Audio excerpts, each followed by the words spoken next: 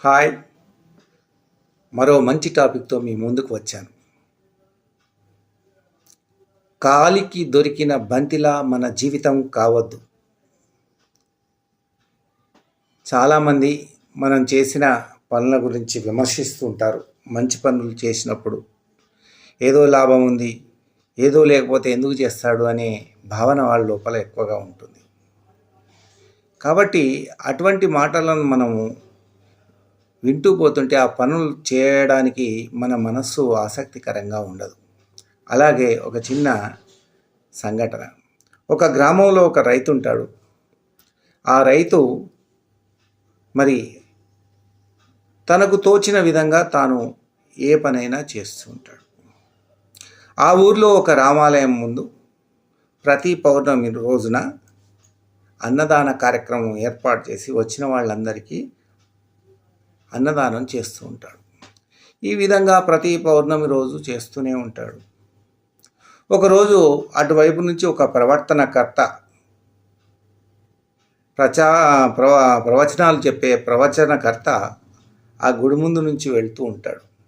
వెళ్తూ ఆ దృశ్యాన్ని చూసి అతని దగ్గరకు వచ్చి, ఓ మహానుభావ, నువ్వు చాలా చక్కటి పని చేస్తున్నావు, అన్ని దానాలకెల్లా అన్నదానం చాలా మిన్నా అని అతన్ని పొగుడుతూ ఉంటాడు.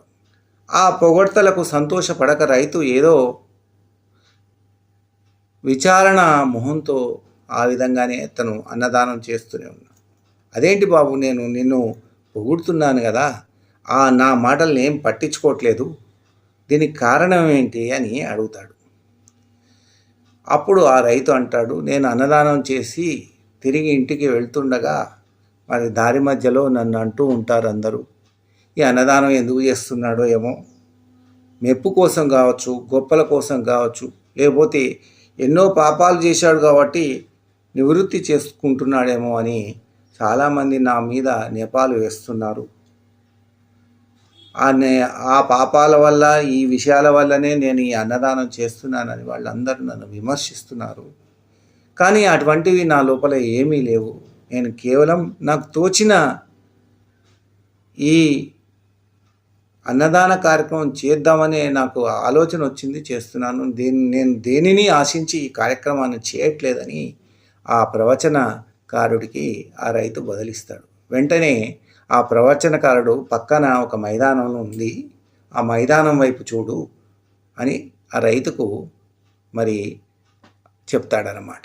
వెంటనే ఆ రైతు ఆ మైదానం వైపు చూస్తాడు. అక్కడ ఏం కనబడింది బాబు అని ఈ ప్రవచనకారుడు అడుగుతాడు. ఏముంది, అందరూ కాలుతో ఒక బంతిని అటు ఇటు తోస్తూ ఉంటారు, అది ఫుట్బాల్ అనమాట. దొరికిన వాళ్ళల్లా ఆ బంతిని కొడుతూనే ఉంటాడు. దానివల్ల నీకేమి అనిపించింది అని అడిగితే, చెప్పండి స్వామి అంటాడు. ఆ బంతిలాగా మన జీవితం కావద్దు, దాని గమ్యం గోలు చేరే వరకు ప్రతివాడు తన్నుతూనే ఉంటాడు.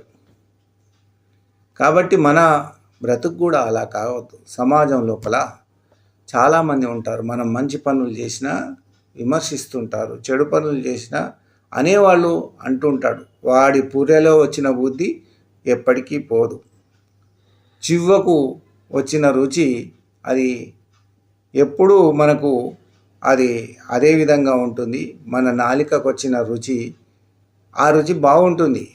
అదే చెడు రుచి వస్తే మనం దాన్ని ధిక్కరిస్తాం, విమర్శిస్తాం. కాబట్టి అటువంటి ఏవి పట్టించుకోవద్దు. నీ పని నువ్వు చేసుకుంటూ పో. సమాజంలో అనేవాళ్ళు అంటూ ఉంటారు, వాటిని వదిలేయి. అన్నవాళ్ళు కొన్ని రోజులు అంటూ అంటూ అంటూ చివరికి మర్చిపోతారు, నీ గురించి పట్టించుకోరు. ఈ మాటలు విన్న రైతు చాలా సంతోషపడి తదుపరి పౌర్ణమి లోపల ఇంకా హుషారుగా తన అన్నదాన కార్యక్రమాన్ని కొనసాగించాడు. దీనివల్ల మనకేం తెలిసిందంటే, సమాజంలో మనం మంచి పనులు చేసినా చెడు పనులు చేసినా విమర్శించేవాడు ప్రతి చోట ఉంటాడు, అందులో సందేహం ఏం లేదు. ఆ ప్రతి విమర్శను మనం సద్విమర్శగా స్వీకరించి మనం దాన్ని పట్టించుకోకపోతే మనం మన యొక్క గోల్ను రీచ్ అవుతాం. మనం దేన్ని ఆశించకుండా మనం ఆ పనిని చేస్తున్నాం కాబట్టి దాని గురించి మీరు పెద్దగా పట్టించుకోదు. ఇతరులు విమర్శించితే పట్టించుకోకుండా మన పని మనం చేస్తే మనం సక్సెస్ అవుతామని ఈ కథ ద్వారా తెలిసింది. ఈ వీడియో మీకు నచ్చినట్లయితే లైక్ చేయండి, షేర్ చేయండి. ధన్యవాదాలు.